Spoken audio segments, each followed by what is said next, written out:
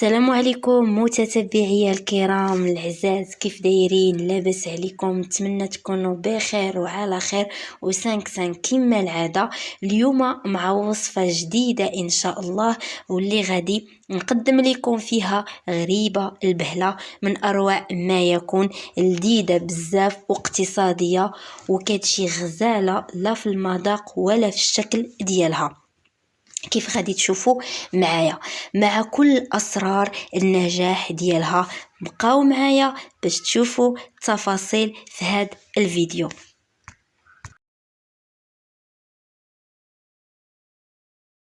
ولهاد الغريبه غادي نحتاجوا المكونات التاليه.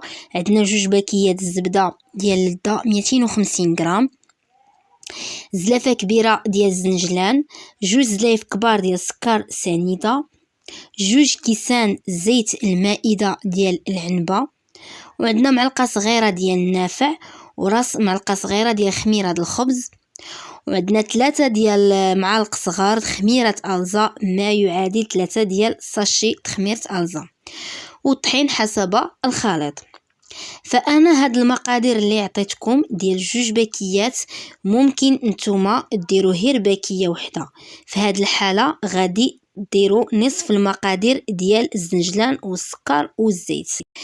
في قصريه انا وضعت شويه ديال الملحه، وحطيت 2 باكيات ديال اللذه الزبده، ومن بعد غادي نضيف ليهم السكر سنيده 2 زلايف كبار كيف كتشوفوا، وغادي نحرك الزبده مع السكر حتى تندمج وتولي لينا على شكل بوماده.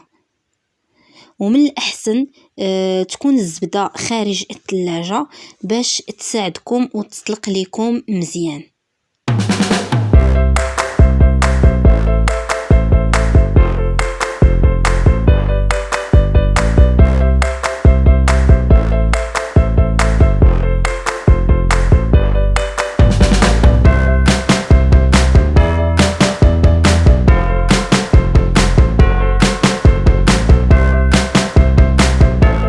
الزبده مع السكر. دابا غادي نضيف ليهم 2 كيسان ديال الزيت المائده ديال العنبه، وغادي نحرك هم مزيان حتى يندمج لينا الخليط. ومن بعد ما غادي يندمج ليا الخليط غادي نرجع معكم باش غادي نكملوا المقادير اللي بقاو لينا. خليكم معايا، تبعوا الفيديو.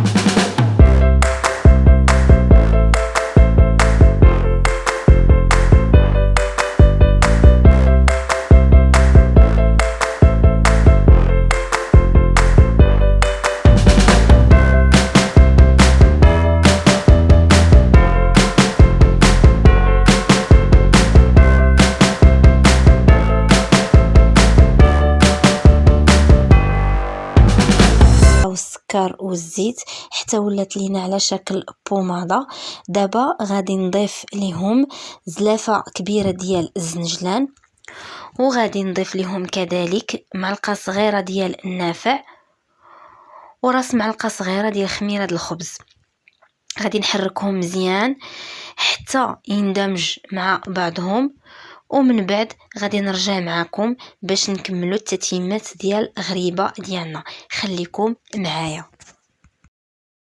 من بعد ما دمجنا الخليط ديالنا مزيان، دابا غادي نضيف ليه الدقيق شويه بشويه، وغادي نضيف 3 ديال المعالق ديال خميره ديال ألزا ما يعادل 3 ديال الساشيات ديال ألزا. انا دابا غادي نستمر، غادي نحرك مزيان، وغادي نستمر انا على هذا الشكل حتى نكمل الكميه ديال الدقيق اللي غادي تدخل ليا. ومن بعد غادي نرجع معاكم باش نوريكم القوام كيف داير. خليكم معايا. من بعد ما جمعنا العجين ديالنا ودخلنا فيه الكميه ديال الدقيق، دابا هذا هو الشكل ديالو كيف كيجي. دابا غادي ندوزو المرحله اللي هي مهمه جدا، واللي هي غادي ندلكو العجين ديالنا. دابا انا باش خصني ندلك في القصريه، انا غادي نحاول نهز العجينه نديرو في واحد الاناء، وغادي ندلك العجين ديالي، وخليكم معايا وهانتوما غادي تشوفوا الطريقه. كيف كتلاحظوا كندلكوها مزيان حتى كتولي العجينه رطبه. هو بالنسبه اللي عنده الماكينه ديال الكفته راه يدوزها في الماكينه احسن. هانتوما كيف كتشوفوا العجينه كي كتولي ولات رطبه، لان السر ديال هاد غريبه البهله هو السر ديالها هي خاصها تدليك مزيان باش كتجي مقرمله وزوينه ومشققه. كنستمر على هاد الشكل حتى كندلكها مزيان، ودابا غادي نكورها على هاد الشكل بهاد الطريقه هادي، وغادي نوضعها على صفيحه اللاطه اللي غادي تدخل الفران. كنقادو لها الجوانب مزيان. غنعاود نزيد معكم وحده باش تشوفوا بهاد الطريقه هادي، وتنحطوها في اللاطه. انا غادي نبقى مستمره على هاد الشكل حتى غنكمل الكميه كامله ديال العجين، وغادي ندخلها الفران. لان السر ديالها باش كتجي غريبه مشققه هو اننا كندخلو غريبه لتحت حتى كتحمر وتشقق، وديك ساعه غادي نطلعوها الفوق باش يطيب لينا تحت ديال غريبه. انا غادي نستمر بهذه الطريقه هذه حتى غادي نكمل الكميه ديالي كامله، وغادي ندخلها للفران حتى طيب، ومن بعد غادي نرجع معكم باش نوريكم الشكل النهائي ديالها كيف كتجي. يلا خليكم معايا.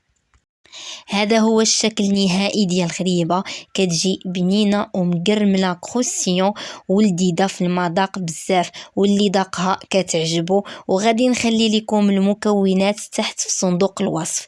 كنتمنى هذا الفيديو ينال اعجابكم، وما تنسونيش من تعليقاتكم الرائعه اللي كيحفزوني انني دائما نستمر ونجيب لكم الجديد.